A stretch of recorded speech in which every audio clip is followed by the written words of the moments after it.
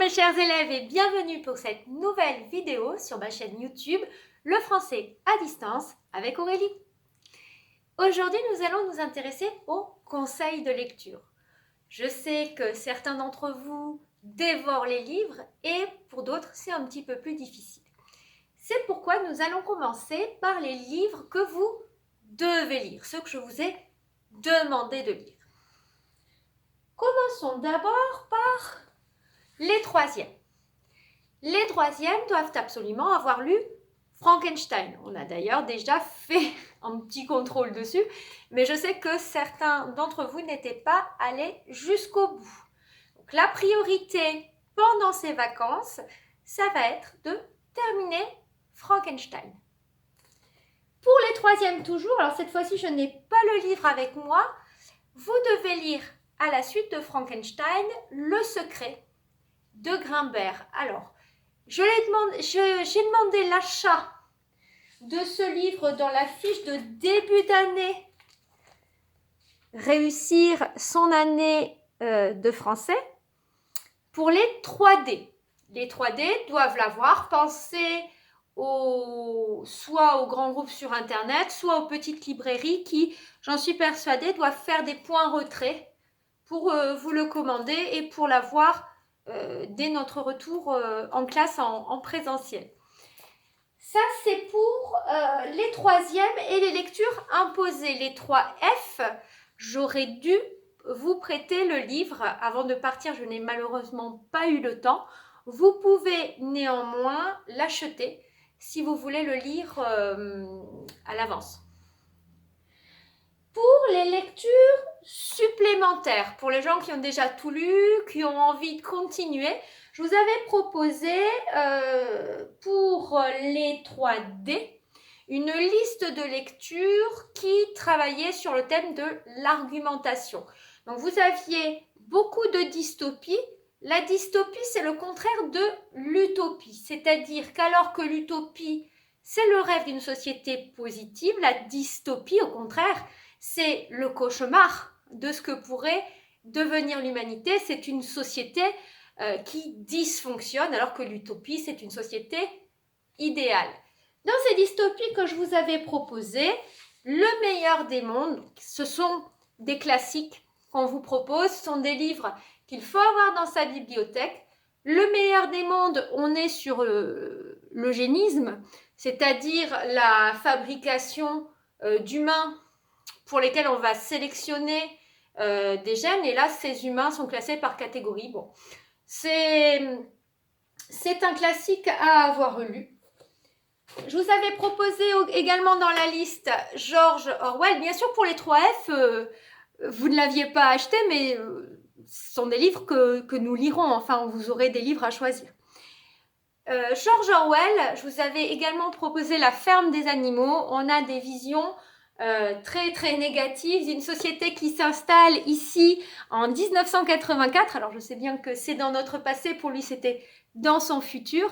C'est l'imagination d'une société très totalitaire, très injuste et très noire. Je vous avais proposé donc La ferme des animaux, qui est un apologue. L'apologue, c'est un genre argumentatif d'argumentation indirecte, c'est-à-dire que vous avez une sorte de fable, si vous voulez. On va prendre une ferme d'animaux et dans cette ferme, on va mettre en scène, faire exister une société dysfonctionnelle, une société également totalitaire.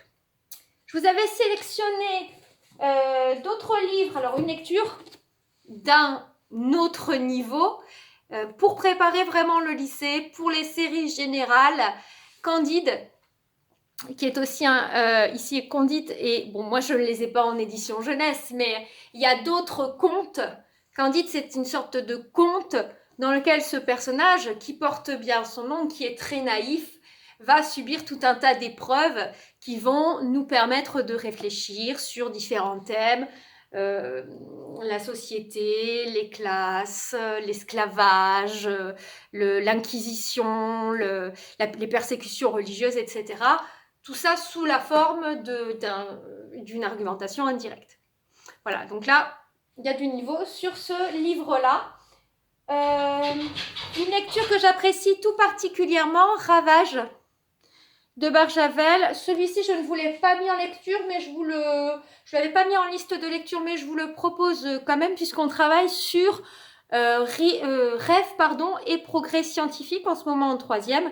Ravage, c'est une société qui est très avancée et dans laquelle l'électricité ne va plus fonctionner. En fait, tout ce qui est électricité, force, puissance électrique ne va plus fonctionner. Et la société va entièrement s'effondrer, un grand incendie va se déclencher, les ressources vont venir à manquer et voilà, on va suivre dans tout ça surtout un personnage à travers sa survie.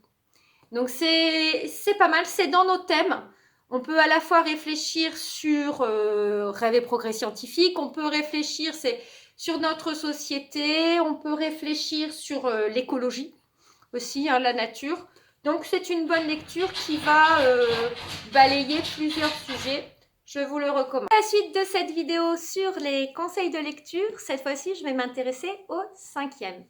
Tous les élèves de 5e doivent lire Yvain ou Le Chevalier au Lion. Vous aurez une évaluation de lecture, vous le savez, je l'ai bien sûr adaptée à notre enseignement à distance. Cette évaluation prendra la forme d'un QCM sur Pronote. Le 26 avril, vous aurez toute la journée. Maintenant, vous avez l'habitude, vous savez comment ça apparaît sur votre écran Pronote tout en haut, e-devoir.